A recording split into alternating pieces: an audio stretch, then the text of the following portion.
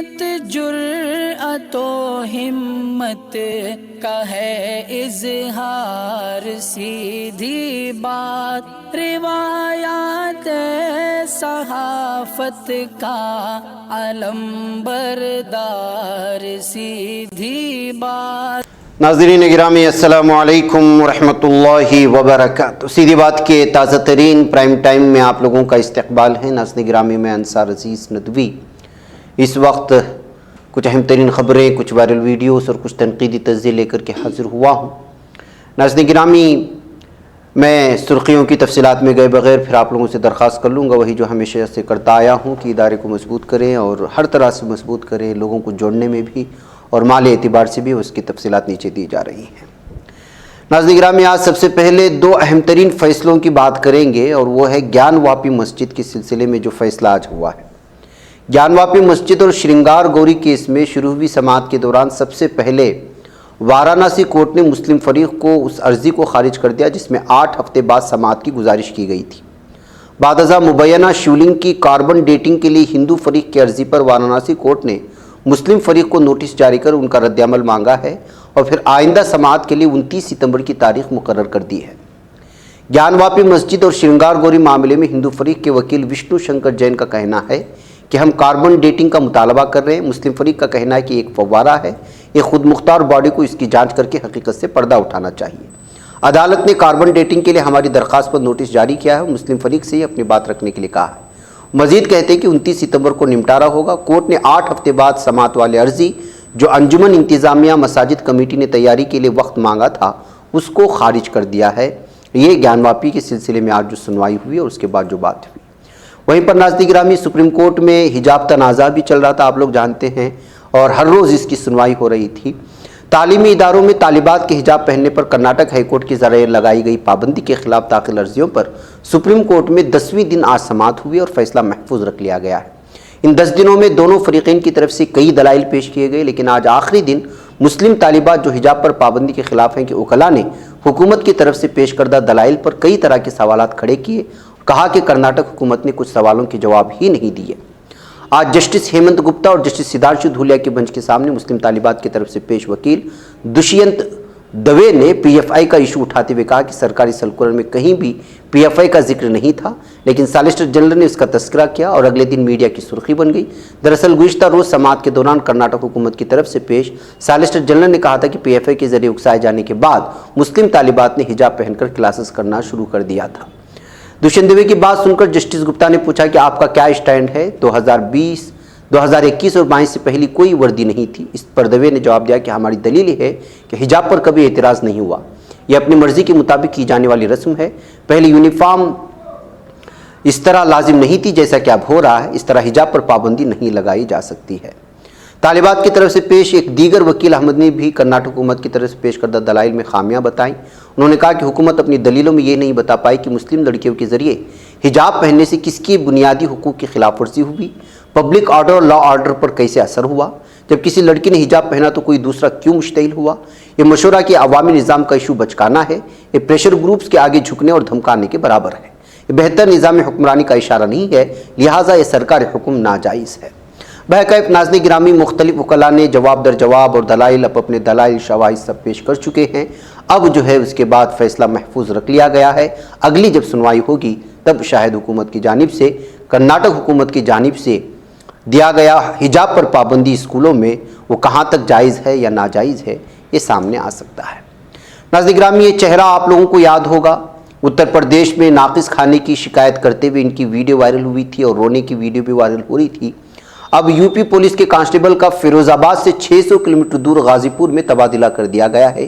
اس کارروائی کو سپاہی کے لیے سزا قرار دیا جا رہا ہے۔ قبل ازیں مذکورہ کانسٹیبل منوج کمار کو طویل رخصتی پر بھیج دیا گیا تھا۔ آپ کو معلوم ہونا چاہیے کہ منوج کمار کی ایک ویڈیو سوشل میڈیا پر کافی وائرل ہوئی تھی۔ انہوں نے پولیس لائن سے ملنے والے کھانے پر سوال کھڑے کرتے ہوئے کھانے کی تھالی ہاتھ میں لے کر شاہراہ پر احتجاج بھی کیا تھا۔ اب ان کو جو ہے سزا کے طور پر 600 کلومیٹر دور ایک علاقے میں بھیجے جانے کے بعد یہ مزید سرخی بن گئی کہ کیا بھارت میں سچ بولنا بھی اس قدر جو ہے برا لگتا ہے کہ اس کو سزا کے طور پر دور دور تک ڈیوٹیاں بدل دی جاتی ہیں۔ بہرکیف ناظرین گرامی یو پی میں بارش लगातार लखनऊ का वो मंजर आपने देखा था। अब इटावा ज़िले में गुज़श्ता 24 घंटे में शदीद बारिश के दरमियान देर रात मकान और दीवार गिरने के 2 मुख्तलिफ वाक़यात में 4 मासूम बच्चे जबकि दीगर वाक़े में एक जोड़े की मौत हुई है। इटावा के ज़िले मजिस्ट्रेट ओनेश राय ने जुमेरात की सुबह इन 2 वाक़यात में 6 लोगों की मौत की तस्दीक भी कर दी है। पहला वाक़या इटावा के सिविल लाइन थाना इलाके के तहत चंद्रपुरा गांव में रात तकरीबन 1 बजे पेश आया था। यहाँ कच्चे मकान की दीवार गिरने से मकान का एक हिस्सा मुनहदिम हुआ, जिसमें एक ही खानदान के 4 अफराद मलबे तले दब गए थे। जब तक गाँव वालों ने उन्हें बचाने की कोशिश करते उससे पहले 4 मासूम बच्चे, 3 भाई और 1 बहन की दर्दनाक मौत हो चुकी थी। बच्चों की दादी और मासूम शदीद ज़ख्म पर ज़ख्मी हैं। दोनों को इलाज के लिए जिला हेडक्वार्टर के डॉक्टर भीमराव अंबेडकर सरकारी अस्पताल में दाखिल कराया गया है। डॉक्टरों की टीम दोनों ज़ख्मियों के इलाज में मसरूफ़ है। तो नाज़रीन गिरामी, इस तरह से उत्तर प्रदेश के इटावा में पेश आने वाला ये एक दर्दनाक हादिसा है जो कल रात पेश आया था। नाज़रीन गिरामी, गुजरात फसादात के सिलसिले में तेस्ता सतलवाड़ को जिस तरह से जो है गिरफ्तार किया गया, उसके बाद जो रिहाई हुई, वो सारी चीज़ें आप लोगों के सामने हैं। अब SIT टीम जो खुसूसी तहकीकाती टीम है, उसने गुजरात फसादात केस में चार्जशीट दाखिल कर दी है और ये चार्जशीट में मारूफ समाजी कारकुन तेस्ता सतलवाड़ और retired DGP RB Shri Kumar और साबिक IPS अफसर संजू भट्ट के खिलाफ दायर की गई हैं और इल्ज़ाम लगाया गया है कि इन तीनों ने गुजरात के उस वक्त के वज़ीर आला नरेंद्र मोदी के सियासी कैरियर को बदनाम करने और उन्हें मुबैना तौर पर मौत की सज़ा दिलाने की साजिश रची थी। जनसत्ता ऑनलाइन ने अपनी रिपोर्ट में दावा किया है कि DIG दीपिन भद्रन SIT के सरबराह हैं और इंसदाद दहशतगर्दी स्क्वाड का हिस्सा है। उन्होंने इंडियन एक्सप्रेस को तस्दीक की कि मंगल को अहमदाबाद में एडिशनल चीफ मेट्रोपॉलिटन मजिस्ट्रेट की अदालत में चार्जशीट दाखिल कर दी गई है। 100 सफ़ात की चार्जशीट में तीनों पर फर्जी सबूत गढ़ने और PM मोदी को बदनाम करने की कोशिश करने का इल्ज़ाम लगाया गया है। बहरकैफ नाज़रीन गिरामी, अब देखना यह है कि इस सिलसिले में अदालत में किस तरह सुनवाई शुरू होती है और जो उन पर लगाए गए इल्ज़ामात कहाँ तक सच साबित हो सकते हैं। नाज़रीन गिरामी, एक तरफ मुल्क की सूरत हाल क्या है आप लोगों को मालूम है।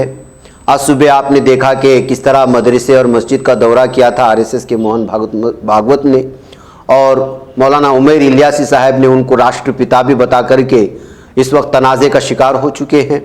अलग अलग तरह के बयानबाजियाँ भी वो कर रहे हैं। उनके उस बयान की भी उन्होंने जो है पूरी तरह से एक्सेप्ट इस बात को कर लिया कि हिंदू मुसलमानों का DNA एक है, फलां फलां। बहरकैफ अब ये एक अच्छा खासा मौजू मिल चुका है मीडिया के लिए और प्राइम टाइम में शायद कुछ दिनों के लिए यही मौजू चलता रहेगा और वो इसी की तलाश में भी रहते हैं। बहरकैफ नफ़रत का ये माहौल है तो वहीं पर मोहब्बत के जो है फूल बांटने की भी कोशिशें हो रही है। जमीयत उलमा हिंद ने समाज को मुत्तहिद करने के लिए सद्भावना संसद का सिलसिला शुरू किया है और जमीयत सदर मौलाना महमूद असद मदनी ने इस साल देवबंद में मुनक़िदा इजलास मुंतज़िमा में ऐलान भी किया था कि मुल्क भर में कम से कम 1000 सद्भावना संसद मुनक़िद किए जाएंगे। ये भी कहा गया था कि नफ़रत अगर एक समाज और हमवतनों के दरमियान पैदा की जाए तो उसका जवाब नफ़रत नहीं बल्कि मोहब्बत है। चुनांचे इसी फिक्र को आगे बढ़ाते हुए 24 सितंबर को मुल्क के मुख्तलिफ हिस्सों में 100 के करीब प्रोग्राम जमीयत उलमा की जानिब से मुनक़िद करने का ऐलान किया गया है। दिल्ली में जमीयत उलमा हिंद के ज़ेर एहतिमाम मदनी हाल सदर दफ्तर जमीयत उलमा हिंद में 24 सितंबर को 2 बजे दोपहर एक अहम सद्भावना संसद का इनेकाद हो रहा है, जिसमें सभी मज़ाहिब के मरकज़ी रहनुमा शरीक होंगे। इसी तरह जहाँ भी जमीयत के ज़ेर एहतिमाम प्रोग्राम हो रहे हैं सभी मज़ाहिब बिलखुसूस हिंदू और मुस्लिम मज़ाहिब के रहनुमा को ख़ास तौर से दावत दिए जाने की बात इस वक्त सामने लाई है। बताया जा रहा है कि ये प्रोग्राम जो होंगे महाराष्ट्र में, यूपी, आसाम, मध्य प्रदेश, बिहार, तमिलनाडु, हरियाणा, मेवात व पंजाब, मेघालय, मणिपुर, त्रिपुरा, झारखंड, गोवा और इसी तरह के इलाकों में ये सद्भावना इजलास मुनक़िद होंगे और इस सिलसिले में जो है सद्भावना मंच के कन्वीनर मौलाना जावेद सिद्दीकी कासमी ने जो है पूरी तफसीलात बयान करने की कोशिश की है। नाज़रीन गिरामी, आइए मैं आपको चलते चलते इस वक्त इसराइल के माहिरीन आसार कदीमा ने इतवार के रोज़ कदीम फ़िरऔन मिस्र रमसेस दुव्वम के दौर का मदफन गार दरियाफ्त करने का ऐलान किया है। ये गार बर्तनों के दर्जनों टुकड़ों और कांसी के नवारिदात से भरा हुआ पाया गया है। उसकी तस्वीरें भी इस वक्त जो है सोशल मीडिया में अलग अलग तबसरों के साथ शेयर हो रही हैं, जिसको मुख्तलिफ अखबारात ने अपनी सुर्खियों में लिया है। इस गार का गुज़श्ता मंगल के रोज़ साहिल समंदर पर उस वक्त इंकशाफ हुआ था जब बलमाहिम नेशनल पार्क में काम करने वाला एक मैकेनिकी खोदने वाला उसकी छत से टकरा गया। उसके बाद माहिरीन आसार कदीमा ने कुशादा इंसान के बनाए हुए मुरब्बा शक्ल के इस गार में उतरने के लिए सीढ़ी का इस्तेमाल करते हुए इन सारी चीज़ों को जो है दुनिया के सामने लाने की कोशिश की है। नाज़रीन गिरामी, जालिम इसराइली फ़ौज किस कदर जालिम है اور وہ معصوم بچوں کو کس طرح نشانہ بناتی ہے، اس کا اندازہ اسکول کے اس چھوٹے بچوں کو جو ویڈیو اس وقت آئی ہوئی اس کو دیکھ کر کے آپ اندازہ لگا سکتے ہیں۔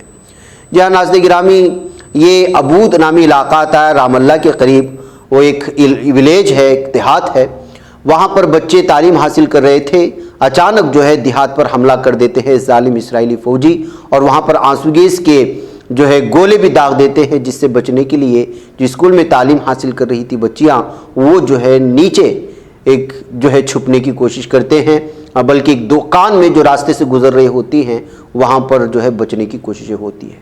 اسکول سے گزرتے ہوئے بچیوں کے حالات دیکھنے کے بعد ہم اندازہ لگائیں کہ یہ تصویریں، یہ سارے جو ظلم و ستم کے پہاڑ توڑے جا رہے ہیں فلسطینی مسلمانوں پر، بچیوں پر، پورا میڈیا اور پوری دنیا خاموش ہے۔ حتیٰ کہ سب سے افسوسناک معاملہ یہ ہے کہ سارے کے سارے عرب ممالک اس وقت جو ہے انہی یہودیوں کی گود میں بیٹھے نظر آتے ہیں جو ان کے بھائی بہنوں اور چھوٹے بچوں تک جو ہے ظلم کر رہا ہے۔ ناظرین گرامی آئیے چلتے چلتے اس وقت جو ہے اس جاپانی ساختہ اڑنے والی موٹر سائیکل کی بات بھی کر لیتے ہیں جو اس وقت موضوع بحث بنی ہوئی ہے پوری دنیا میں۔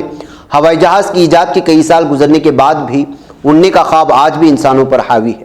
جاپان کی کمپنی نے پہلی اڑنے والی موٹر سائیکل کا انکشاف کیا ہے جسے امریکہ میں ہونے والے ڈیٹرائٹ آٹو شو میں دکھایا گیا، اور جاپانی مینوفیکچررز نے اسے رواں سال میں لانچ کرنے کا ارادہ بھی کر لیا ہے، جبکہ آئندہ سال امریکہ میں اس کی مارکیٹنگ بھی کی جائے گی۔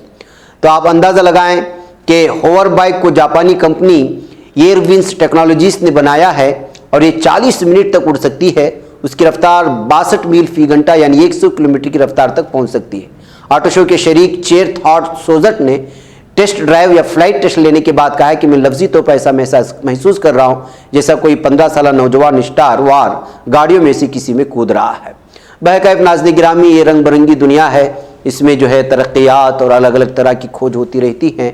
اب ایئر ونز کی جانب سے بنائے گئے اس جو ہے اڑنے والے بائک کو لے کر کے بھی الگ الگ طرح کے تبصرے ہیں، لیکن آپ اس کی قیمت جان کر کے حیران رہ جائیں گے۔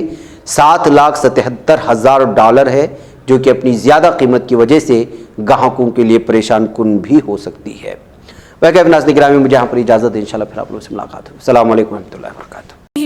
بچ پاتا ہے کوئی صحافی کی نگاہوں سے، ملاتا ہے یہ لوگوں کو محبت کی پناہوں سے، کرم اور درد مندی کا ہے ایک سنسار، سیدھی بات عزیمت جرأت و ہمت کا ہے اظہار، سیدھی بات عزیمت جرأت و ہمت کا ہے اظہار، سیدھی بات۔ یہ چینل حق نگر بن کر کچل دیتا ہے فتنوں کو۔